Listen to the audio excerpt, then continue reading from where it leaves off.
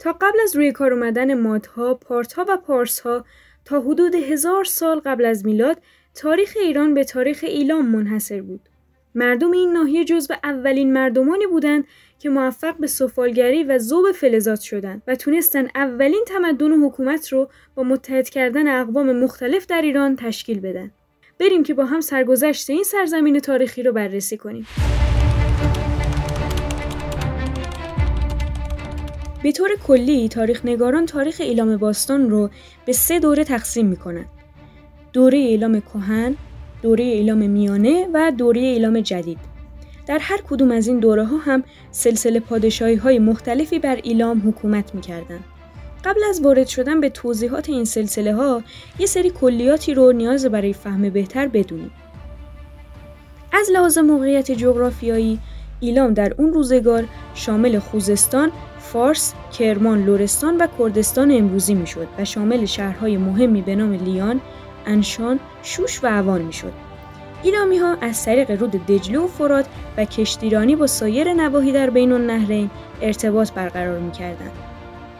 تا اون زمان مردمان ایران به دلیل وسعت بالای سرزمینی و پراکندگی زیاد جمعیتی و همینطور تحت تاثیر عواملی مثل خشکسالی و کم آبی نتونسته بودن که با هم متحد بشن. تمدن ایلام و همینطور تمدن‌های همعصرش مثل سومری‌ها، اکدی‌ها و بابلی‌ها در اثر اتحاد قبایل با همدیگه و اتصال اونها و گسترش کشاورزی به یکجانشینی روی آورده بودن و این یکجانشینی سبب شد که اونا به شهرنشینی روی بیارن و اولین تمدن‌ها رو تشکیل بدن. از لحاظ اقتصادی با توجه به مهرهای گلی به دست اومده، ایلامی‌ها متکی به کشاورزی، دامداری و شکارگری بودند. از لحاظ نژادی با توجه به تصاویر محافظان داریوش بر آجرهای پخته در شوش، 3 نژاد بودند که مردم اون زمان ایلام رو تشکیل میدادند. سفید پوست‌ها که احتمالاً پارسی بودند، قهوه‌ای پوست‌ها که ایلامی‌های کوهنشین بودند و غیر بومی‌های تیره پوست که احتمالاً از 2500 سال قبل از میلاد از اکد به ایلام نفوذ کردند. ایلامی‌ها در کتیبه‌ها نام سرزمینشون رو با خط میخی، حلتامتی یا حتامتی می‌نوشتند و به صورت التامت تلفظ می‌کردند که به معنی سرزمین خداست. از لحاظ روابط سیاسی، ایلام منابع مهمی همچون فلزات گوناگون، سرب، مس، قل و نقره و سنگ‌های مثل مرمر و خارا و سنگ‌های نیمه قیمتی اسب داشته که بین النهرین برای توسعه تمدنش به این منابع نیازمند بوده. به همین خاطر جنگ‌های زیادی بینشون رخ میداده. وحدت سیاسی ایلام هم به طور کلی برای مقابله با همین نبردها بین ایلات مختلف ایلامی شکل گرفته و بعدها با ازدواج‌های سیاسی مستحکم‌تر شده. ایلام کهن که اولین دوره از 3 دوره تاریخ ایلام باستانه با شروع سلسله اوان آغاز میشه. حکومت پادشاهان اوان از اواسط هزاره سوم قبل از میلاده و با توجه به سنگ‌نوشته‌های کشف شده این سلسله دارای 12 پادشاه و بنیانگذاری به نام پلی بوده. از اونجایی که این سلسله ها پادشاهان مختلفی داشتن، ما در این ویدیو مهمترین و برجسته ترین هاش رو با هم دیگه بررسی میکنیم. لوح ایشان 8مین شاه اوان بوده که دوران حکومتش با سارگون اکدی همزمان بوده. سارگون در این دوره در کتیبه ها به خودش لقب فاتح ایلام و ورهشی و شاه کیش رو میده. همچنین به لوح ایشان اجازه میده که به عنوان نمایندش در ایلام حکومت کنه. هشتپراتپ فرزند لوح ایشانه که بعدها با فرمانرواهی ورهشی متحد میشه تا ریموش فرزند سارگون رو از بین ببرن. اما شکست سختی میخورن و 7000 نفر کشته و 4000 نفر هم از فرمانروایی ورهشی اسیر میشن. همینطور از خانواده سلطنتی ایلام هم تعدادی به گروگان گرفته میشن. کوتیک اینشوشینک آخرین پادشاه سلسله اوانه که سبب شکوفایی ایلام شد و در این دوره ایلام از بین النهرین مستقل شد. تعداد زیادی کتیبه از این دوره به دست اومده که به زبان اکدی و ایلامی هست و همچنین کتیبه هایی با خط پروتو ایلامی هم در این دوره به جا مونده که کوتیک اینشوشینک خودش رو در اون کتیبه ها کمربسته اینشوشینک خدای شهر شوش معرفی میکنه و کلی هدایا به خدای اینشوشینک اهدا میکنه. پادشاهی اوان بعد از شکوه و قدرت کوتیک اینشوشینک به طور ناگهانی دچار فروپاشی شد و این فروپاشی در پی حملات و تاخت و تاس‌های مردم جنگجوی زاگرس نشین یا به اصطلاح گوتی‌ها رخ داده. فهرست شاهان ایلامی شوش بعد از شاهان اوان از 12 پادشاه سیماش نام میبره. پادشاهان این دوره از خودشون منابع کمی بر جای گذاشتن که دکتر مجیدزاده در کتابش این کمبود منابع رو به این دلیل میدونه که پادشاهان این سلسله در شوش نبودن و در سیماش یا خرم‌آباد امروزی میزیستن.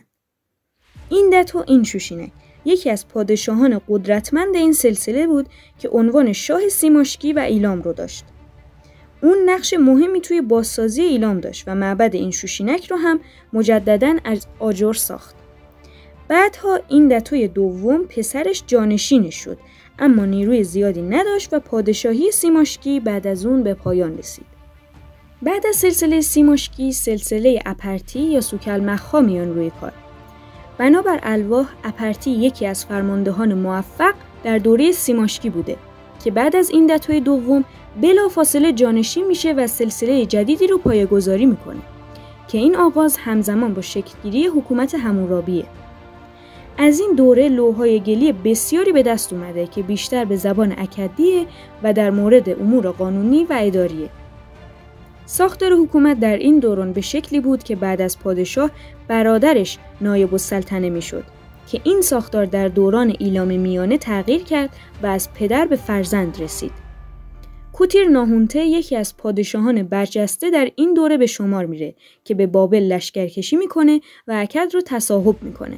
آخرین پادشاه ایلام، کوک کیراوش، با توجه به منابع عدل و انصاف رو در ایلام برقرار کرد و یکی از کارهای ایشون بخشش مالیات‌های عمومی و طلب‌های دولتی بود.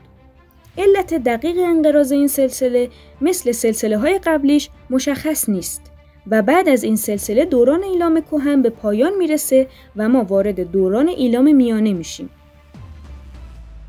ایگه هلکی بنیانگذار این سلسله جدید بود، اما هرگز به تخت ننشست و به عنوان پدر دو شاه اول شناخته میشه.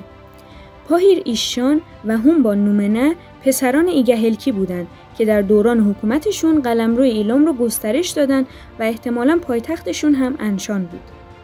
اون تشکل یا اون تشناپریشا فرزند هونبان نومنه و همسر ملکه ناپیراسو بود و دورانش به عنوان عصر طلایی ایلام شناخته میشه و 20 سال ادامه پیدا میکنه.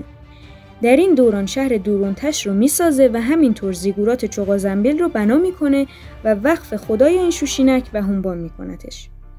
شوتروک نهونته یکی دیگه از پادشاهان این دوره است که ایلام رو تبدیل به یکی از قوی‌ترین نیروهای نظامی اون زمان میکنه و به بین النهرین یورش میبره و بعد پسرش کوتیر ناهونته رو فرمانروای سرزمین‌هایی که فتح کرده میکنه.